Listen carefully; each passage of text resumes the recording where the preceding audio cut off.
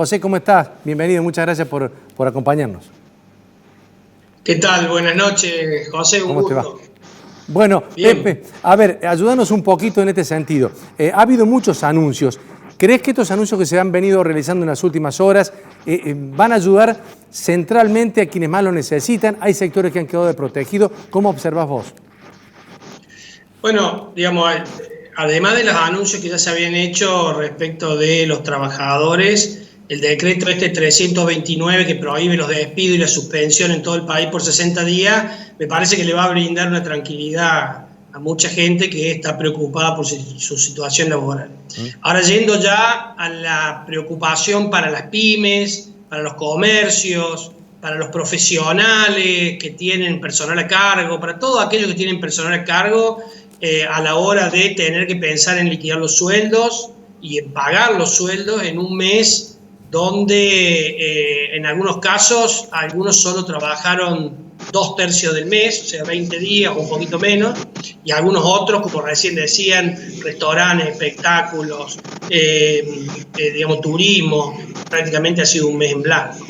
Así que esta preocupación, esta asignación compensatoria al salario, para el personal en relación de dependencia que acaba de emitir el gobierno con un DNU, el 332, me parece que es una buena cosa en términos de una política activa que ayuda más que un préstamo, como estaba definido con anterioridad. Recordemos que hasta hoy el gobierno había definido préstamos al 24% para que las empresas pudieran pagar sueldos.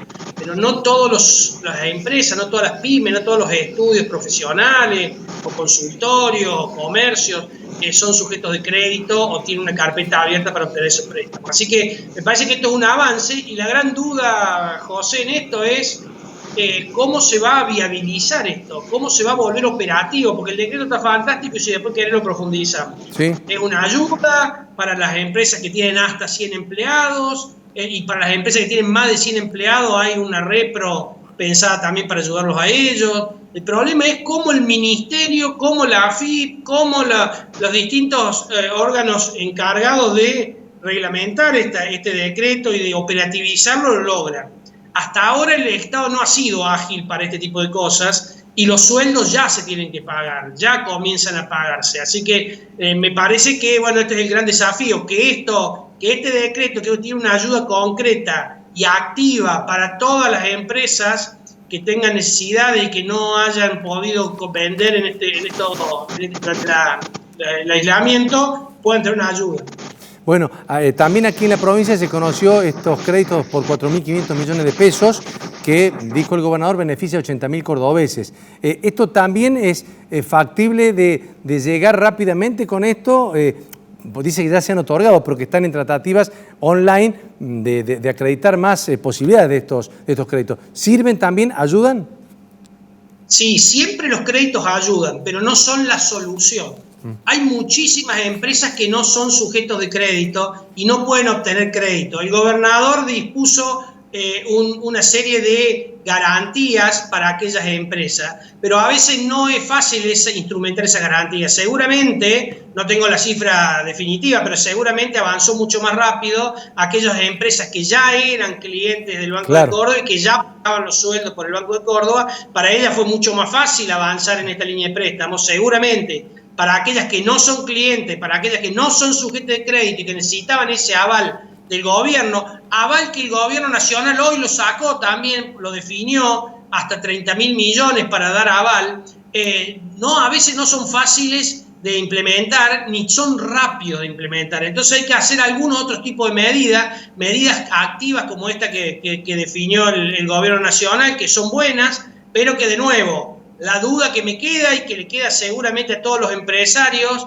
a todos los comerciantes, a todos los profesionales es cómo se va a implementar y si va a ser ágil y se va a poder satisfacer las necesidades que tienen todas las empresas. Recordemos que muchas de estas medidas son para abril, pero el desafío es para marzo, ¿no? Y marzo las ventas en algunos casos desaparecieron durante más de un tercio del mes, que es el tercio donde por lo general las empresas juntan para pagar sueldo. ¿Crees, José, que va a contagiar de algún modo, como lo pedía el gobernador, a las otras entidades crediticias, las privadas, teniendo el aval justamente de la provincia? Ojalá que sí. Ojalá que sí, hay que ver la normativa del Banco Central si se ayorna también de manera rápida, porque recordemos que más allá de la voluntad política de los ejecutivos, esto es en el caso del gobierno de la provincia o en el caso del Poder Ejecutivo, el Banco Central tiene mucha normativa de muchos años que traba este tipo de operatorias, más operatorias no lo suficientemente garantizadas o lo suficientemente, digamos, con un perfil de cliente que pueda ser sujeto de crédito. Recordemos que la normativa del Banco Central está pensada para ser bancos comerciales y no bancos de fomento. Y lo que hace falta ahora es un banco de fomento que ayuden a todas las empresas independientemente de su situación para poder pagar los sueldos. Por eso me parece mucho más adecuada esta asignación compensatoria de salario que ha definido el gobierno con una ayuda concreta. La duda es si se va a poder implementar con a la velocidad y para todas las empresas a lo largo y ancho de todo el país. Ahora, esto es un subsidio. Esta asignación complementaria es un subsidio. No hay que devolverlo. Esto es un subsidio donde las empresas lo van a pagar dependiendo del perfil, si tienen hasta 25 empleados, si tienen entre 26 y 60, o si tienen más de 60, pero para no confundir a la gente, es un subsidio que, digamos, parte del sueldo hasta un salario básico, mínimo vital y móvil, en el caso de las empresas hasta 25, y de ahí va bajando. Claro. Ayuda el Estado a pagar los sueldos a las empresas que no hayan podido estar operativas. No va a ser para un supermercado, por ejemplo, que vendió bien durante todo este tiempo, pero sí para una empresa que tuvo que cerrar. Para todas aquellas, o sea, cuando vos preguntas quiénes se pueden acoger, aquellos que hayan tenido actividad económica afectada de forma crítica, aquellos que hayan tenido empleados con COVID-19 y le haya afectado y hayan tenido que cerrar las empresas, o aquellas que hayan tenido una reducción muy sustancial de las ventas después del 20 de marzo. Estos son a quién va dirigido, a quién no, a quiénes están excluidos, a aquellos que realizaron actividades de servicio durante la emergencia sanitaria y que por ende han estado en actividad y han juntado los recursos necesarios para los pagos del sueldo. José, obviamente yo escucho, leo, y vos que sos una persona puntillosa con los números, veo que se hablan de 30.000, 5.000, 20.000, todo eso es emisión monetaria, ¿no? Bueno, en el caso de la provincia no, porque la provincia no puede emitir. No, en el caso de la provincia, fondos que reasignará la provincia de alguna otra partida presupuestaria. En el caso de la nación, aspiremos a que una parte sea reasignación de recursos de otras partidas presupuestarias que no se van a utilizar o que tienen menos necesidad en este momento de ser utilizada, y una parte importante de toda esta ayuda va a ser con emisión, no te quepa la menor duda. Lo que pasa es que hoy, en una economía de guerra contra el virus, digamos, sí, lo que importa es poder ayudar a las empresas, al sector privado, para que mantenga las fuentes de trabajo activas, claro, y que no cierren. Porque no es solamente sacar un decreto que prohíbe los despidos, es también darle las herramientas a todas, a las grandes, a las medianas, a las pequeñas, a los comerciantes, a los profesionales que tienen personas a cargo y todo, darle las herramientas para que puedan pagar los sueldos. Y esto, digamos, si es necesario hacerlo con emisión monetaria, en este caso va a haber que hacerlo con emisión monetaria, y sí hay que pensar muy bien cómo vamos a ir abriendo, digamos, cómo se va a ir relajando esta cuarentena, que por los dichos del propio ministro de Salud se va a hacer a partir del 14, para que la mayor cantidad de actividades, por supuesto que no las que sean muy tumultuosas, pero la mayor cantidad de actividades puedan volver a trabajar para generar los ingresos que hacen falta para mantener estas empresas abiertas, porque recordemos, Pepe, que lo que menos tenemos en Argentina es trabajo del sector privado formal. Entonces, el poco que tenemos hay que cuidarlo, hay que cuidarlo, y aunque no sea formal, también hay que cuidarlo, porque no podemos, los estados no pueden seguir creciendo después de esta crisis para emplear a gente que va a quedar desempleada. No te quiero, la última que te hago, no quiero ser o que haga futurología, pero dice la Organización Mundial de la Salud que esto es tan temible o tan perjudicial o tan terrible como fue la Segunda Guerra Mundial, por lo menos, que no hay un antecedente más que de la Segunda Guerra Mundial. ¿Será tan sombrío el panorama para poder salir, para reactivar esta economía del mundo, no solamente del país?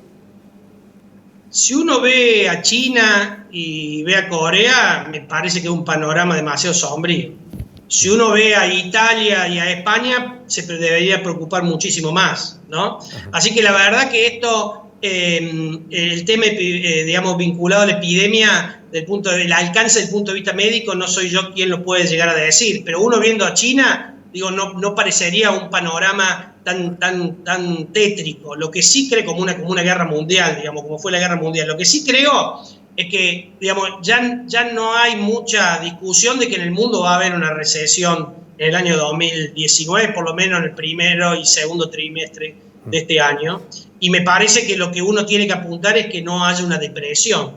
Por eso los estados, y fundamentalmente aquellos estados de países más ricos, están haciendo ingentes esfuerzos fiscales, poniéndole plata a los contribuyentes en el bolsillo para que no la economía. Porque la verdad que, digamos, en esta dicotomía que por ahí nos hacen hacer entre vida o economía, obviamente todos optamos por la vida y eso es lo que corresponde y creo que ninguno va a optar por otra cosa, pero también es cierto que las consecuencias de esta acción o de esta lucha o de esta guerra contra el virus genera, digamos, un impacto económico muy fuerte, que en economías tan débiles como la Argentina, que venía de muchos años de crisis, digamos, pone en riesgo incluso, puede llegar a poner en riesgo incluso la paz social, así que me parece que hay que valorar también los impactos económicos, hay que tratar de morigerarlos y hay que, así como hay, yo digo siempre, un grupo de especialistas en salud que asesora al ministro, sería muy bueno que hubiera un grupo de especialistas en crisis económica asesorando a la parte económica, porque no es menor. Y no es menor lo que puede desencadenar en Argentina en caso de que se profundice, porque tenemos muchísimo empleo informal que hoy no está, y muchísimo empleo que vive de la diaria, y empleo que hoy no está generando ningún y puede generar presión. Bien, finalmente, y cerramos con esto, por lo que decías, evidentemente lo que se avisora es un intervencionismo mucho más activo de los estados que del sector privado a partir de que pase esta pandemia.